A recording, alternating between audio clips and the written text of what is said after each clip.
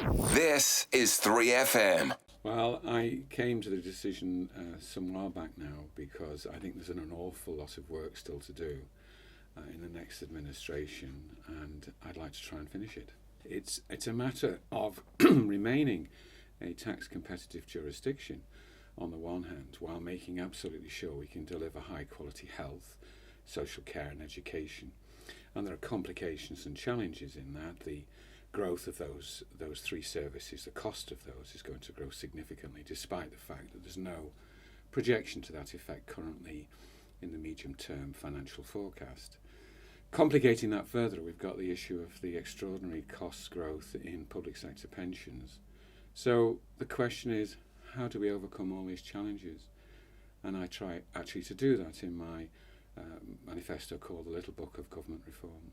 The last budget understated the cost of health by 9 million. And we have a similar service to the UK, and there is really worrying indications now that the health service is not coping with the cost allocation there. It's going to be the same here, which comes back to my earlier point about how on earth do we overcome these issues.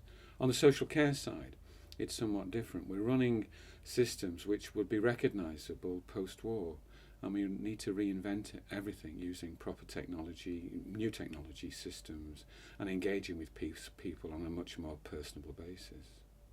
I think the administration found itself in a quandary. On the one hand, there was a sense of wanting to maintain confidence, which one respects absolutely. On the other hand, there was a desire and a need to try to explain the difficulties, and I think they got caught somewhere between the two.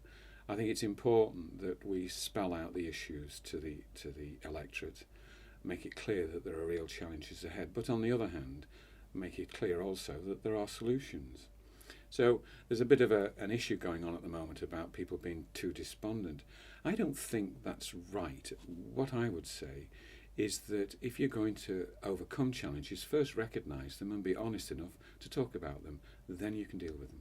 There's a desperate need to regenerate Lower Douglas and deal with the promenade, and the whole thing's been a complete frustration for me.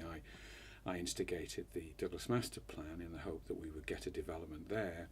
We got to the point of getting to a tender point through a given department of government, and then it all collapsed. Same again with the promenade. We got to a point where we could have started work, perhaps was it 2 years ago, and we went off on a tangent again. So huge frustration there as well, I'm afraid. First impressions count hugely.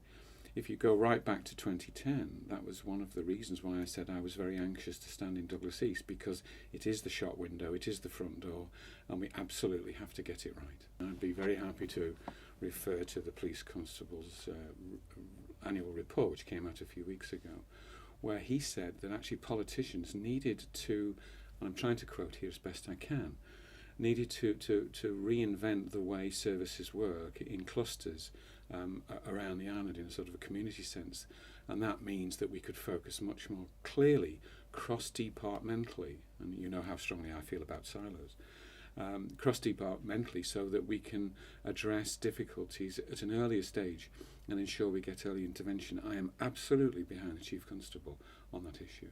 I think we need to set out a programme. I mean, Lord Lisvane talks about this in his report, about deciding as a parliament, as a government, where the island's going to go, and then get on with it. We do indeed. We do tend to react too much to circumstances as they appear, and otherwise rather complacently just trot along as we are. So yes, let's get this programme right, let's decide where we're going, and let's get on with it.